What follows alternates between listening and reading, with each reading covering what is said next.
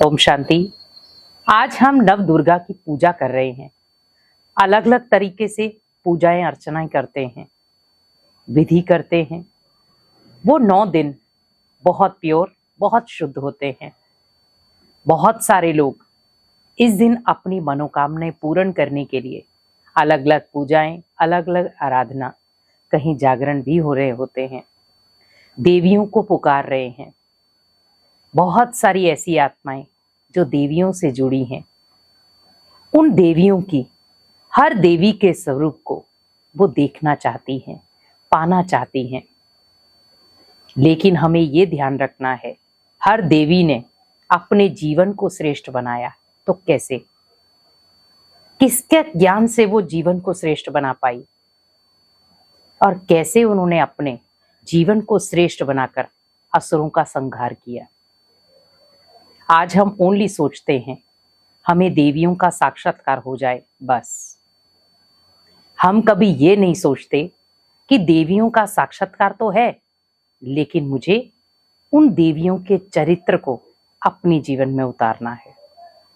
लेकिन अगर हम हर व्यक्ति सोच ले कि जब मैं अपने घर में देवियों का आह्वान करता हूं, क्या देवियां मेरे घर में आती हैं? क्या देवियों के वाइब्रेशन मेरे घर में फैलते हैं? बहुत सारे ऐसे लोग हैं जो जब घर पे पूजा अर्चना करते हैं, उनको महसूस होता है कि हमारे घर में सच में कोई देवी प्रकट हुई है। लेकिन कई जगह पर घर में कला कलेश, घर में अशांति, घर में मनमुटाव, बहुत सारी ऐसी चीजें हो जाती हैं जिसकी वजह से वो पूजा तो करते हैं लेकिन मन उनका पूजा में नहीं रहता। लेकिन हमें ये ध्यान रखना है, 9 दिन प्योर वाइब्रेशन हो, 9 दिन मन सकारात्मक हो, 9 दिन भोजन शुद्ध हो, 9 दिन परिवार में एक ब्लेसिंग वाली पावर हो। और हमें यहाँ पर 9 दिन नहीं, हम अगर हर दिन को एक जैसा बना दे तो। आज हम ओनली सोच रहे हैं हमारे लिए ये 9 दिन देवियों के हैं, तो आप ये सोच कर रखें कि मैंने ओनली 9 दिन का टैग लिया है, मुझे 9 दिन शुद्ध रहना है, लेकिन 10वें दिन मुझे शुद्ध नहीं रहना है।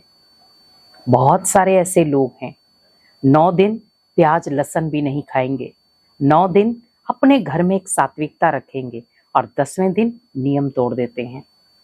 मैं आपको ये नहीं कहूंगी कि आप छोड़ दें, पर आप ये ध्यान रखें कि जब हमने देवियों की आराधना में, देवियों की पूजा में या घर के भोजन में इन चीजों को नहीं लाए तो कोई ना कोई भावार्थ तो होगा। अगर हम 9 दिन के लिए प्याज लहसुन छोड़ सकते हैं, तामसिक चीजें छोड़ सकते हैं, बहुत सारे जैसे नशे करते हैं लेकिन 9 दिन छोड़ देते हैं।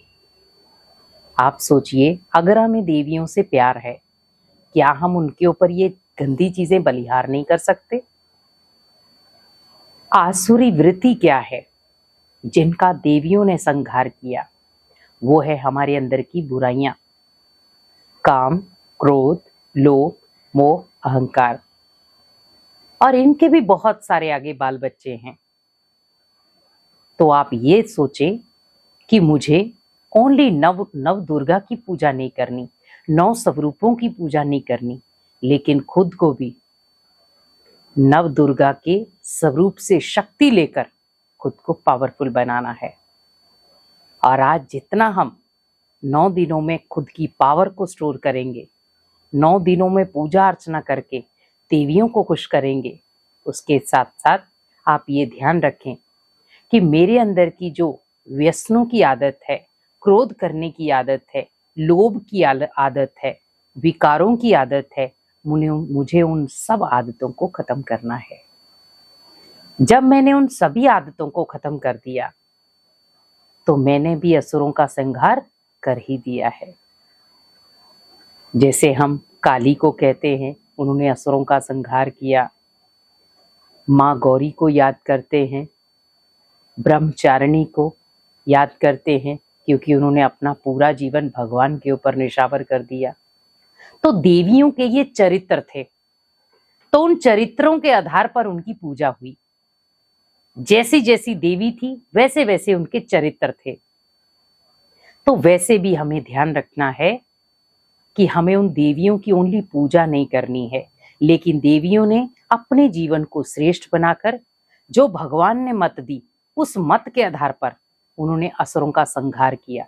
तो हमें भी अपनी बुराइयों का संहार करना है और अपने जीवन को श्रेष्ठ बनाना है। तो इस नवरात्रे अपने जीवन को बुराइयों से दूर करके खुद को पावरफुल बनाएं। ओम शांति।